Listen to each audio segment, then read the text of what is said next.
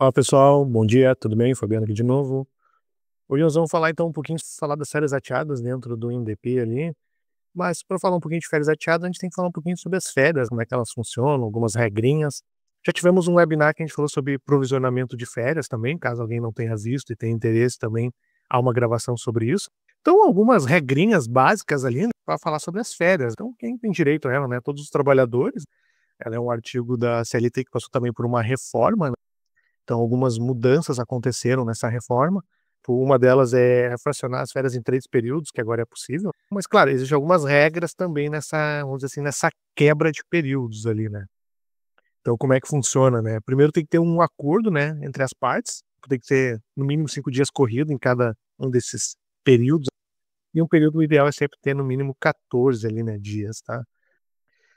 Um ponto também muito importante que foi incluído na questão das férias, né, é uma regra de impossibilidade de começar antes de um feriado, né, ou do descanso semanal remunerado, tá.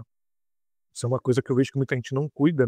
Então existe essa regra, tem que cuidar qual é o dia de descanso do funcionário, ele não pode começar um dia antes, assim como também se tem um feriado, ele não pode começar um dia antes do feriado ali, né. Isso é uma coisa que mudou, né, tem mais de um ano essa regra, mas muita gente acaba não se atentando a ela, né, então tem que ficar esperto com relação a isso, né. Até a gente colocou alguns exemplos aqui para vocês terem uma noção de mais ou menos como é que funciona isso, né. Então, por exemplo, ali o exemplo que a gente cita ali, o João ele trabalha de segunda a sexta, né, e tem o descanso semanal remunerado aos domingos. Então, ele quer já só que ele quer começar as férias no dia 28 de dezembro, que é uma sexta-feira. Como o descanso semanal dele é no domingo, ela proíbe porque as férias têm que começar na sexta-feira. Então, tipo, ela tem que ser imediatamente 2 dias do DSR, tá. Um outro exemplo, dia 1º de janeiro, cai por exemplo, ali uma quarta-feira. E aí também não pode começar já no dia 30 ali, né, porque tem que ficar 2 dias do feriado. Então fiquem atentos, isso não é uma questão da data sempre nem nada, o sistema permite que vocês façam se vocês quiserem dessa maneira, né, mas para o governo existe esse tipo de regra. Também tem a questão da perca do período, que é uma coisa que sempre surge algumas dúvidas com relação a isso. Então, por exemplo, o funcionário que está com acidente ou auxílio-doença ali, né, que está afastado, então se ele ficar mais de 6 meses afastado, né, continuamente dentro de um mesmo período, isso também é muito importante, esses 6 meses tem que estar dentro de um mesmo período. Ele também vai perder o período de férias dele e vai começar um novo período quando ele houver o retorno. Só que eu vejo muitas pessoas confundirem também, tá, por como assim confundir? Porque tem os 15 primeiros dias pagos pela empresa, né, o funcionário saiu de afastamento, então aos 15 primeiros dias pagos pela empresa, esses primeiros 15 dias ainda não está contando para o período de 6 meses, porque isso ainda há uma remuneração por parte da empresa. Então, a partir do 16º dia, isso vai começar a contar para ele. E aí o que que acontece? São 6 meses dentro de um mesmo período. Então vamos supor lá, o funcionário está afastado, só que daí pegou 3 meses num período e 3 meses em outro período, não perde. O funcionário ficou afastado lá, né, e pegou 5 meses num período e 1 mês no outro, também não perde. Por quê? Tem que ser 6 meses, né, dentro de um mesmo período aquisitivo, tá. No sistema ali, quando vocês dão um retorno lá, né, vocês cadastram um afastamento, tá. Quando vocês dão um retorno do afastamento lá, ele abre uma janela perguntando, informando, né, que o período aquisitivo vai ser alterado devido a um período longo de afastamento. Aí vocês clicam em sim e ele vai fazer a alteração do período automaticamente, tá. Então isso o sistema faz ali quando é dado o retorno então. Então a partir do momento que eu comecei um afastamento e dado o retorno, o sistema faz essa análise e aí ele vai fazer esse tipo de situação. Então fiquem atentos com relação a isso, né. Outra situação que também faz perder o período de férias é as faltas. Então ali, por exemplo, ali, de 6 a 14 faltas, ele fica com direito a só 24 dias. De 15 a 23 faltas, são 18 dias. De 24 a 32 faltas, são 12 dias. E se ele faltar mais de 32 faltas, né, aí sim ele perde todo o direito de férias dele. Então, e também essa contagem é dentro de um mesmo período de férias, né. Então, por exemplo, sei lá, o funcionário faltou 3 dias num período, e aí virou o período dele, ele faltou mais 3 no outro período, ele não tá perdendo nada, porque são 3 num e 3 em outro. Ou seja, ele precisa ter no mínimo 6 faltas dentro de um primeiro período para as coisas começarem a ser, vamos dizer assim, diminuídas para ele. Essa tabela aqui ela tem na internet, ali vocês acham ela bem fácil também, tá, mas depois isso vai ficar também nos materiais nossos ali então. "Ah, Fabiano, mas a empresa não quer", depois eu vou mostrar para vocês, dá para desconsiderar essas faltas e mesmo assim dar os 30 dias. E também eu vejo muitas vezes confusão quando é um desligamento, né. Às vezes o pessoal vai fazer um desligamento e não entende: "Ah, o sistema está pagando um pouco a menos de férias". Mas por quê? Porque às vezes ele tem muitas faltas dentro daquele período e aí ele está perdendo direito devido a essas faltas. Então o que que vai acontecer, né, quando é que vai trocar o período aquisitivo de um funcionário, né? Só são em 2 situações, num retorno de afastamento, então que há aqueles 6 meses, então quando o funcionário há um retorno, aquele período antigo é encerrado e inicia um novo período a partir daquela data de retorno, e todos os próximos períodos dele vão seguir aquela data de retorno. A mesma coisa funciona quando também se trabalha com férias coletivas. Claro, funcionários que têm direito aos 12 meses de férias ali já, ele vai tirar e vai seguir a vida normal. Mas funcionários que ainda não têm todo o período de férias, qual é a regra, né? O que que diz, lá com relação ao período de férias? Vamos supor, o funcionário entrou na empresa há pouco tempo, aí agora no final do ano a empresa vai gerar umas férias coletivas. Ele não tem di Aí a empresa vai dar, sei lá, 30 dias de férias, e ele não tem direito a 30 dias ainda, não fechou todos os avos para ter 30. Só que a empresa precisa liberar ele, porque a empresa vai estar fechada, né, não faz sentido ele vir trabalhar com a empresa. Então, nesse caso, esse funcionário, ele vai sair de férias com os demais colegas, pagar os dias de férias que ele tem de direito, e os restantes, os dias que faltam, né, são pagos como licença remunerada. E aí o que que acontece com esse funcionário?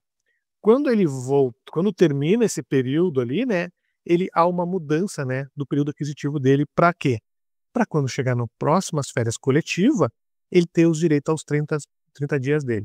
Então são 2 situações que faz trocar o período aquisitivo de um funcionário: retorno de afastamento ou férias coletiva quando o funcionário ainda não tem o período completo para gozo dessas férias, quando é férias coletiva. Então o que que a gente precisa pagar nas férias, né, que tipo de coisas que a gente tem que cuidar? A remuneração atual do funcionário, isso aqui é uma coisa bem importante, sempre vai ser em cima da remuneração atual do funcionário, tá. Então, por exemplo, eu estou pagando um período de férias que fechou em agosto. Por exemplo, vou dar férias agora para o funcionário, as férias deles fechou em agosto. Mas agora em novembro, eu tenho um reajuste de salário. Quando eu apliquei esse reajuste de salário, as férias dele não vai ser com o salário antigo, vai ser com o salário novo, porque eu estou dando as férias agora para ele. Então tem que sempre que pagar as férias do funcionário com o valor atual de salário, nunca com o valor antigo ali, né. O que que mais a gente vai pagar nessas férias, né, as médias, né, média de hora extra, média adicional noturno, as médias do funcionário ali, então sempre vai ser pago em cima de médias, né. Um terço sobre tudo que é devido a ele, né. Então a gente e também sempre lembrando, né, que as férias têm que ser sempre pagas até 2 dias antes do período de descanso dele ali, né. Então sempre tem que lembrar de quitar essas férias, pagar essas férias, né, antes dele começar a gozar as férias ali. Então sempre cuidem com relação a essa parte ali. Então isso, vamos dizer assim, isso são as coisas que vocês precisam pagar para os funcionários, né, quando estão liberando eles de férias ali, tá. Então, como é que funciona dentro do sistema ali, né? Quando a gente vai calcular ali a folha, depois eu vou abrir a rotina então para vocês, né? Vocês vão usar os eventos de férias rateadas, né? Para poder fazer o cálculo, né? Eu gosto de brincar assim que a folha de férias rateadas, tá, pessoal? Ela nada mais é do que, vamos dizer assim, um exemplo do que está sendo pago para o funcionário, tá? O imposto de renda já vai ser retido devido dessa folha. Mas o cálculo do INSS que está acontecendo ali, ele depois vai ser transportado, vamos dizer assim, entre aspas, né, para dentro da folha de salário. Por quê? Porque, antigamente, né, se pagava sempre férias integral, né, o desconto do INSS era sempre integral, apesar de sempre existir a opção de rateadas. O E-Social já não, o E-Social já cuida e preserva essa questão das rateadas. Para quê? Para não penalizar o funcionário. Como assim não penalizar o funcionário, Fabiano? Pra gente não cobrar um INSS absurdo num mês e depois quase nada no outro mês. Que daí acontece? A gente faz o cálculo da folha de férias, vai ter ali os pagamentos, os descontos, vai pagar o líquido das férias normalmente para ele. Mas esse valor do INSS, ele pode ser quebrado quando o gozo de férias acontece entre 2 competentes. Por exemplo, vou dar um exemplo assim, bem drástico assim. Vamos supor que o funcionário está saindo de férias lá no final do mês, tá? E a gente não faz rateio. Então, vamos dizer assim, a gente não vai ratear o INSS dele. Aí o funcionário vai lá, tu faz uma folha de férias para ele lá no final do mês, lá pelo dia 29, por exemplo, imagina, olha só. Quando vocês calcularem a folha dele ali de férias, tá, vai ser calculado ali, né, e ele vai sair 30 dias de férias, vai começar no dia 29 e vai se estender para dentro do outro mês. O que que acontecia muito quando se fazia com rateio, né? Aí o funcionário, como ele saiu dia 29 de férias, ele tem 28 dias de salário para receber dentro dessa competência.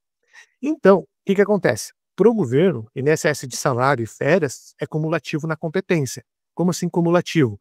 Tem que olhar a base de um e a base de outro e aplicar a alíquota para fazer o desconto, né? Então, a partir do momento que eu faria uma folha de férias não sendo rateadas, vamos dizer assim, e aí eu vou lá e faço uma folha de férias de 30 dias, mais um terço, mais adicional do funcionário, tipo, aí vai lá 12%, R$ 346 de INSS. E aí eu vou lá e calculo mais 28 dias de salário. O que que ia acontecer? Ele teria que ver a base dessa folha de férias, né, dos 2.000 ali, vai dar 3.000 e pouco, mais 28 dias de salário e todo adicional que eu estiver recebendo e aplicar uma alíquota. Aí a alíquota do funcionário na folha de salário ia a 14%, cobrando uma taxa bem maior, para poder chegar no valor que seria devido a ele de INSS naquele mês por não estar rateando. Aí lá na outra competência, que queria acabar acontecendo, né? Ele ia ter um INSS minúsculo, porque só ia ter alguns dias de salário a receber. Ou seja, eu honorei o primeiro mês que ele saiu de férias, na folha de salário dele lá, com uma taxa muito maior, sendo que se eu faço rateado, o que que ia acontecer? O desconto do INSS ia se manter um equilíbrio entre as duas competências. Na folha de férias, eu ia descontar normalmente o INSS dele, né? Mas esse valor eu ia dividir entre duas folhas. Então, o que que vai acabar acontecendo quando se faz o rateado?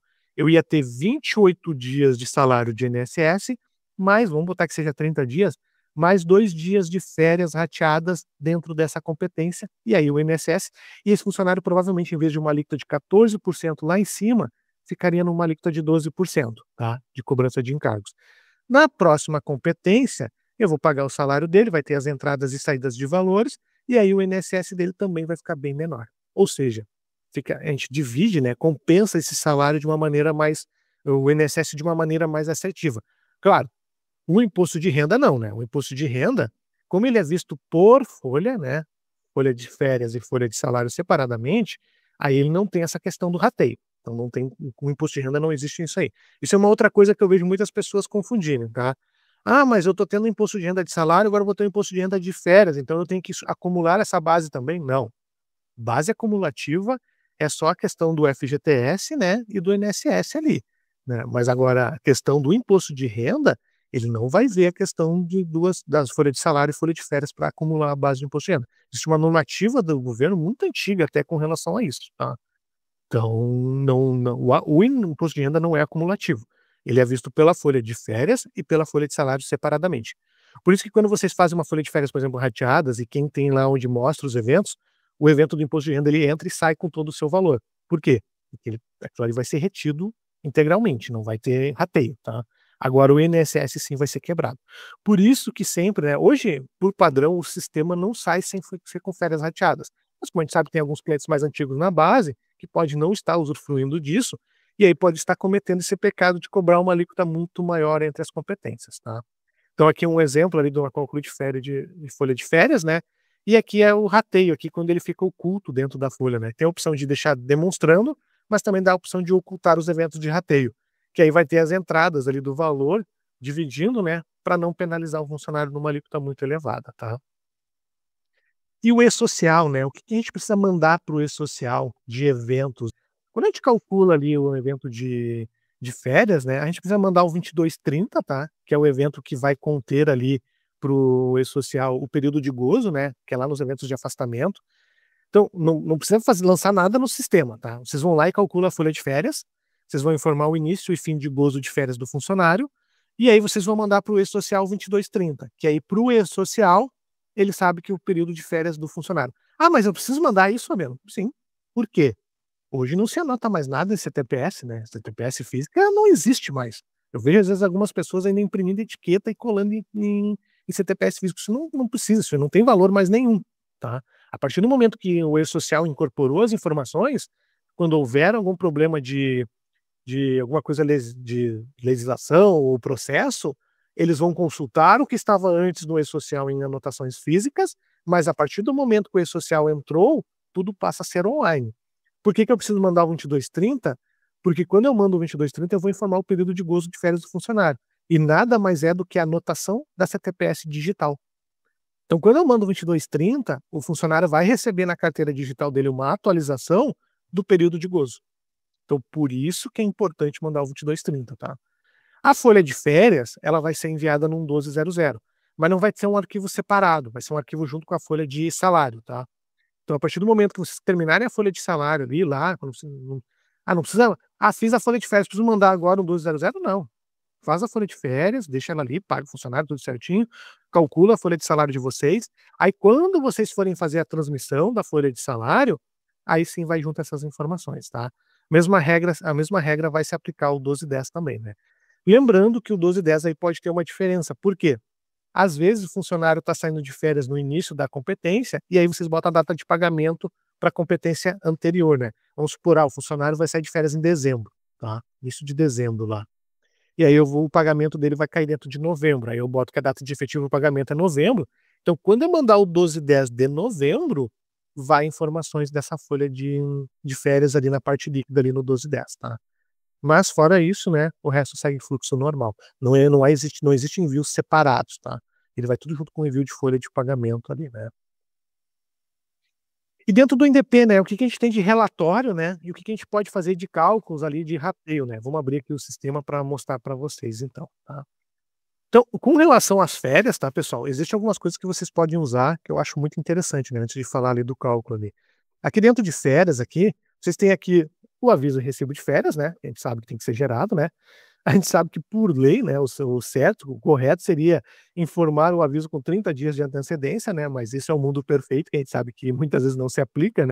Então nessa tela de aviso aqui de recibo de férias, vocês vão poder gerar o aviso, o recibo, a solicitação do abono de venda de férias, né, e assim como o recibo de abono de férias também para os funcionários.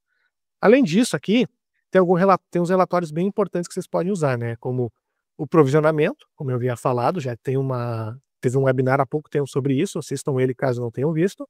O listagem da histórico de férias e quem está de gozo de férias, tá. Mas tem 2 que eu acho bem interessante, que é o quê?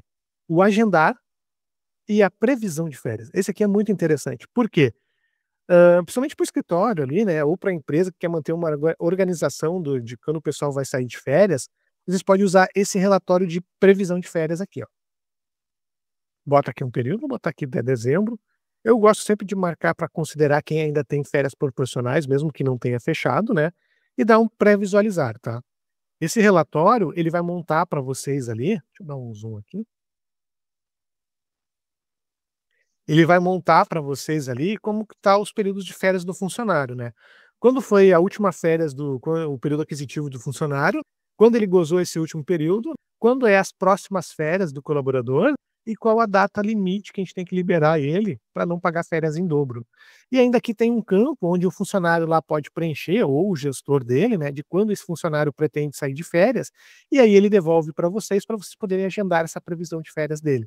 Então vocês podem emitir esse relatório, mandar para a empresa lá, né, ou para o setor que cuida disso, né, no caso, vamos supor que vocês mesmos são a própria empresa, para o gestor desses funcionários, aí ele vê com os funcionários até quando eles querem sair de férias, faz o preenchimento dessas informações, devolve para vocês, e aí depois vocês podem vir aqui nas férias e usar a opção de agendar a previsão de férias.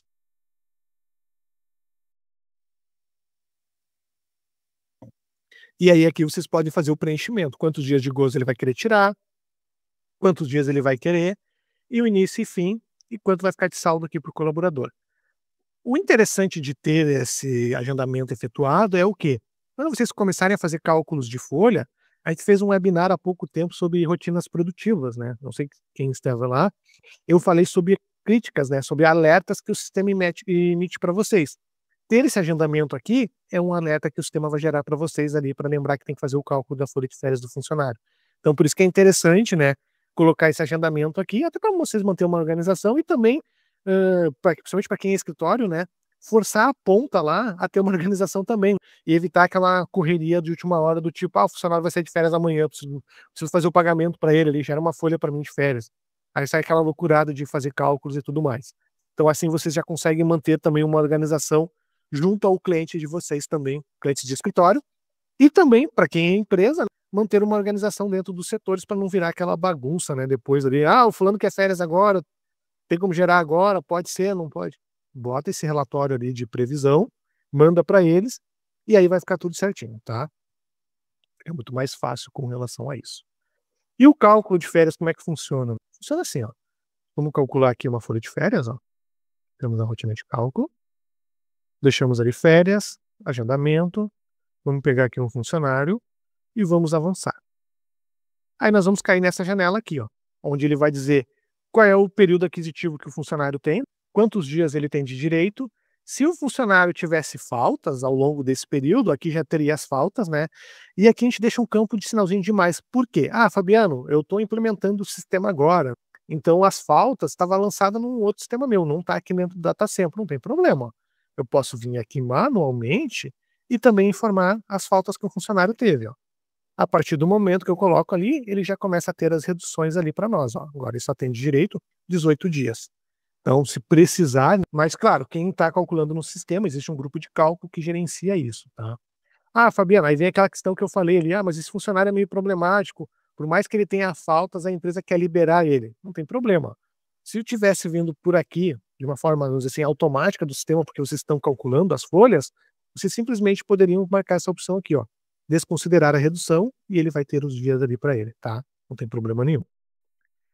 Aqui do lado, vocês vão informar como é que é o período de gozo do funcionário, quando é que ele vai sair de gozo ali. Vamos botar aqui um exemplo hipotético. Vamos botar, não, vamos fazer aqui, dia 15. 15 de 11 de 2025, tá? Aqui, vocês vão botar quantos dias ele vai tirar. Ah, Fabiana, ele vai tirar 20 e vai vender 10. Opa, então é 20 aqui. Pode ver que, ó, eu vou botar 20 aqui, nem vou mexer aqui, ó. Vou clicar na linha de baixo. O sistema automaticamente corrige para mim a data final, tá? E vou botar 10 vendidos aqui também. Posso também apagar aqui, voltar aos 30 aqui. E aqui tem uma opção dos feriados aqui, né? O que é essa opção de feriados, tá? Tem alguns sindicatos no Brasil que previnem assim, quando funciona, se durante o gozo de férias do funcionário houver um feriado, ele não perde esse feriado. O que acontece? Vamos supor que nem esse funcionário ia gozar férias até o dia 4/12. Então, ele teria que retornar dia 5, né? Mas vamos supor que aqui tivesse um feriado, tá? Automaticamente, lá, aqui o gozo vai continuar igual, né? Porque isso não tem como dar mais de 30 dias de férias para ele. Só que daí, em vez de ele retornar dia 15, o retorno dele vai ser no dia 16, porque daí o dia 15 ele vai ficar ainda de folga para compensar o feriado que caiu no meio das férias dele. São poucos sindicatos que têm isso, né? É bem legal até, né? Gostaria que mais sindicatos tivessem, mas não, não é todos que têm. Então tem que cuidar as convenções para ver se tem. Eu acho que se eu vi até hoje foi 2 ou 3 sindicatos que previ isso, tá? Mas a gente tem aqui justamente para tratar essa situação. Então aqui também tem um campo de maior remuneração, caso vocês queiram utilizar, e aí sim, vem o lançamento aqui, né, e aqui é que vocês vão poder fazer o cálculo, então, da folha de férias do funcionário. Aí, clica no calcular e vai vir aqui o cálculo para vocês ali.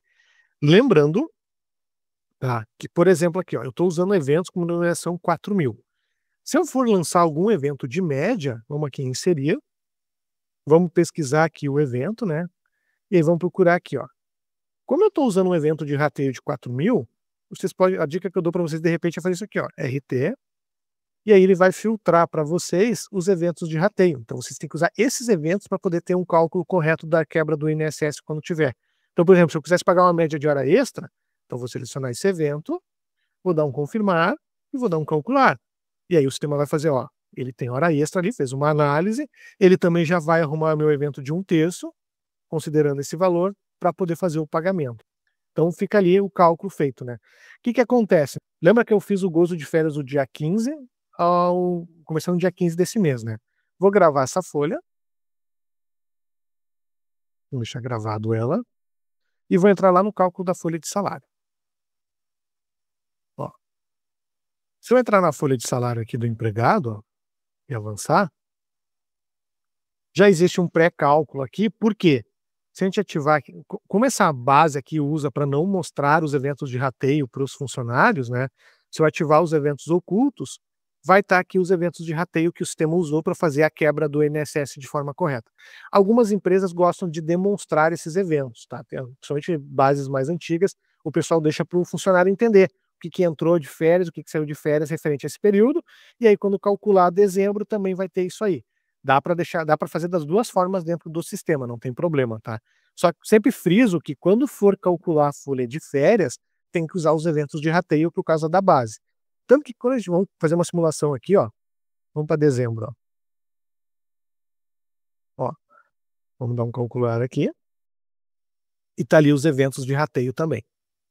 Então o que que acontece? Por quê? Porque tem que ainda quebrar o INSS também em dezembro, porque ele ainda tá saindo, tá gozando férias, pode ver que o salário também tá reduzido, então para isso também tem essa quebra do INSS entre as 2 competências, tá. Existe todas aquelas regras ali também, né, de perda de períodos, afastamento, faltas, tudo isso vai impactar na folha de férias de vocês, né. Então, claro, precisou: "Ah, Fabiana, eu tô fazendo uma folha de férias ali", qual é a dica que eu dou? Quando for fazer a folha de férias, vem aqui no rateio e usa os eventos de rateio. "Ah, Fabiano, mas, por exemplo, essa empresa aqui, todo mundo tem hora extra, então sempre eu vou ter que estar lançando esse evento de média de hora extra?" Não, né. Lembra que a gente teve um webinar sobre rotinas produtivas? Usa o agendamento, pessoal. Vem aqui no agendamento, ó, dá um incluir, pesquisa aqui o evento de rateio, ó. Quero deixar esse evento aqui, ó, vou deixar aqui com referência 1, vou dizer que ele é para os empregados, né, e eu quero que ele funcione no processamento de férias. E eu quero que isso seja para todas as minhas empresas, ou só para essa empresa, e salvo. Então toda vez que eu for fazer uma folha de férias agora, aquele evento ali de média também vai aparecer na minha folha de férias. Então por isso que é importante, né, por isso que esses webinars que a gente faz é interessante mostrar para vocês esse tipo de situação. Então se é uma rubrica que vocês toda vez que vocês vão lançar uma folha de férias, vocês têm que estar lançando ela, agenda. Deixa ela no agendamento já pronto, para quando vocês forem fazer ali o cálculo, já está ali aquela rubrica. Por quê? Porque vocês têm gatilhos que vocês podem usar para criar. Então não tem problema, entendeu? Deixar agendado ali. Ah, mas tem funcionário que não tem nessa empresa. Não tem problema, porque ele vai fazer uma análise do que foi pago para ele vai ver que não existe uma média para ser paga de hora extra, o evento vai ficar zerado. Quando vocês clicarem em gravar e sair, automaticamente aquele evento será eliminado. Facilita e evita o esquecimento. Então fiquem atentos com relação a isso, tá? Então, pessoal, a questão do rateio ali, né, é justamente para a questão tributária do INSS, tá, pessoal? Então esse era o webinar de hoje, né, para a gente falar um pouquinho de férias, falar um pouquinho de rateio, quando se perde, quando tem que se cuida, o que que tem que tomar de cuidado, aquelas dicas de relatórios de férias ali, né. Sigam a gente nas redes sociais, no Instagram, o WhatsApp do nosso time de vendas ali, caso vocês precisem entrar em contato com eles. Vou dar uma olhadinha ali no chat ali para ver se tem algumas perguntas ali para responder também, tá? Assessoria profissional. O valor atual de salário é igual à média do salário bruto. O que que acontece? A média, né, ele vai fazer em cima do salário atual, né? Vamos supor, uma média de hora extra. Ele vê a quantidade de hora extra que o funcionário recebeu num período, essa média, ele vai achar a média disso, vezes o valor da hora atual. A não ser que seja um evento de valor. Vamos supor que eu venha pagando comissões para o meu funcionário, quero pagar uma média. Então ele não vai ver o salário atual. Ele vai ver o total de comissões que o funcionário recebeu, e em cima daquele valor vai fazer uma média, né? Então a média pode ser em cima do salário atual ou em cima de valores que já estão consolidados lá. A Sinara Jubim, como eu faço para ocultar o rateio na folha? Sinara, se você quiser ocultar, dentro do sistema tem uma rotina para isso, tá? Mas não faça sem entrar em contato com o canal de suporte. Por quê? A gente precisa analisar quais rubricas que você está utilizando, e aí se você tiver com todas as nossas padrões, a gente consegue ocultar de uma forma bem simples para você, senão tem que fazer um trabalhinho um pouco maior, tá, Sinara? Então entre em contato com a equipe de suporte para eles ver como está os seus eventos de rateio. Se você tiver com todos eles no padrão ali, é bem simples de fazer, senão tem que fazer de uma maneira um pouco mais manual, mas dá para ocultar também, tá? O César ali do canal, né? Bom dia, como funciona aquela rúbrica de provisão de consignado? Ah, sim, o que que acontece, né? Quando você faz uma questão de folha de férias ali, né? Você tem que fazer um provisionamento. O que que tu faz? Tu faz uma provisão, né, de valor para quando ter a folha de salário, garantir que tenha valor isso a ser descontado do trabalhador. Por isso que ele faz um provisionamento, né, daquela rubrica do valor que vai ser descontado depois lá na folha de salário, para garantir que seja retido uma parte do valor, né, do líquido, para ter depois o desconto. Então ela faz uma provisão. Isso vem do manual do empréstimo consignado, tá? Recomendo dar uma lida nesse manual, né? O Celso ali, muito cuidado sobre as férias gozadas, né? A assessoria profissional, por acaso, vai liberar o microfone? Hã, a gente não libera o microfone justamente para não ficar muita gente falando ao mesmo tempo e acabar atropelando ali, né, uma pessoa de falar com a outra, tá? Por isso que ele fica bloqueado, até por uma questão de organização. Todas as dúvidas sempre a gente coloca aqui no chat ali para ficar de uma maneira mais assertiva. Mas se você tiver uma dúvida muito específica, pode colocar no chat ali, Ou então, se precisar, depois pode entrar em contato com o nosso time de suporte ali, e também a gente acessa a sua máquina e faz o esclarecimento, tá. A gente só não deixa o microfone liberado, justamente porque senão o pessoal entra, às vezes, com o microfone liberado, fica atrapalhando o áudio da apresentação, por isso que a gente não deixa o microfone liberado. Mas o chat sempre é lido e respondido as perguntas aqui, tá, assessoria. Assessoria profissional. A retenção de INSS das férias no recibo é uma previsão, e depois vai lá para a folha de desconto correto justamente com os dias trabalhados. Nessa rotina ele prevê o teto do desconto? Sim, sempre é prevista a questão de teto, né. Porque o que que acontece? Porque ninguém pode contribuir mais que o teto do INSS, né, porque senão tu estaria se apropriando de valor que nem o governo vai estar repassando para o funcionário. Então sim, sempre é controlado a questão de teto. Então, por exemplo, se tu faz uma folha de férias de rateio e tem o descontado o teto, vamos supor, a folha de férias faz ter o desconto do teto. Quando vai para a folha de férias, de salário, vai ser analisado quanto está. Só claro, tudo isso tem que ver, porque de repente na folha de férias chegou no teto, naquela previsão ali de INSS que está sendo feito. Só que quando chegou na folha de salário, como ele está gozando só alguns dias de férias nessa competência, não vai ter o teto junto com a folha de salário. Então vai ser devolvido uma parte, né? Vai ter o desconto, e aí para outra competência, sim, certamente vai ter o teto lá na próxima competência. Mas isso caso a caso. Mas sim, é controlado sim a questão do teto, tá? O Nereu, né? O que é possível fazer se a empresa informou que concedeu férias em fevereiro de 25 e não comunicou a contabilidade? Infelizmente não tem o que fazer, né? Se foi concedido, vai ter que ser gerado o cálculo de última hora, ser pago essas férias. Como o período de gozo está lá em fevereiro, tu teria que mandar o 2230 informando que houve esse gozo lá, né? Só que as retenções vai ter que ser feito tudo agora, ou então vai ser pior ainda, tu vai ter que abrir a folha de férias lá, a folha de férias, a folha do e-social lá, olha a confusão que estão fazendo para você. E aí você vai ter que o mundo correto seria esse, tu reabrir o fevereiro, lançar os encargos em fevereiro e vai ter uma multa com relação à cobrança dos encargos, porque vai estar recolhendo encargo em atraso, né. Porque provavelmente vai mudar o líquido desse funcionário, vai mudar o INSS desse funcionário, vai ter FGTS que vai ter que ser retificado, nossa, é uma série de coisas. Por isso que tem aquele relatório de previsão justamente para forçar. E aí nesse caso, o que também tu vai ter que de repente combinar com a empresa: "Olha, se tu liberou ele lá, nós vamos ter que lançar como licença, e ele vai ter que assinar as férias agora". Olha, sei lá, tu tá com um pepino grande aí nessa questão, né, Neureu. Tu vai ter que ver até com uma consultoria essa questão aí, tá. O Celso ali, né, dia 15, do 1 de cada governo informa a nova tabela do INSS, ou seja, 25 calcula as férias, emitido, fica registrado. Sim, exatamente, o Celso cita ali muito importante, né, o que que acontece? Geralmente as férias de janeiro tem que tomar muito cuidado com relação a elas, né. Por quê? Porque a tabela do INSS ainda não saiu, aí tem que liberar o funcionário. Vocês vão calcular a folha de férias, porque vocês precisam liberar ele, mas depois de liberar ele, tem que ser feito um novo recálculo, né, da folha para ver se não tem uma diferença de INSS para ser retribuído, né. Assessoria profissional, né, fora de contexto, mas a provisão de empréstimo também se aplica a adiantamento de salário? Sim, tem uma questão de provisionamento também de adiantamento de salário em alguns casos, também é previsto no manual lá, só para responder sua dúvida, sim. A norma, né, eu uso o evento 152 férias de 20 dias gozadas, 153 férias vendidas, né, 164 para férias constitucional. Muda alguma coisa dos eventos aparecendo na tela, digo evento 4.000 ou, aleatório dependendo do evento? Depende. Se esse seu evento, norma 152, 164 está com a questão do rateio, ele consegue fazer funcionar, porque existem bases que fazem isso funcionar em grupos de cálculo, tá.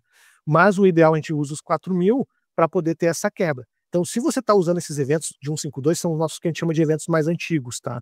Pode ser que se você pegar uma folha de férias lá no final da competência, tu pode não estar tendo a quebra correta do INSS. Aí, de repente, é bom entrar em contato com o suporte para ver a questão dos eventos de rateio, ou então, de repente, esses teus já foram parametrizados para, apesar da numeração não ser igual, ter essa questão do rateio, tá. Mas aí teria que olhar seu caso e dar uma analisada com calma.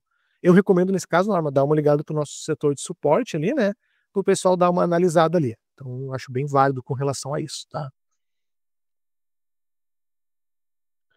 Bom, como não teve mais nenhuma dúvida ali no chat ali, pessoal, vou encerrar então aqui a live, tá. Mais uma vez agradeço demais a atenção de vocês, sigam nas Datacema nas redes sociais, acompanhem o YouTube lá para com os vídeos que estão subindo lá, tá bom? Agradeço demais a atenção de vocês e até o próximo, pessoal. Fui.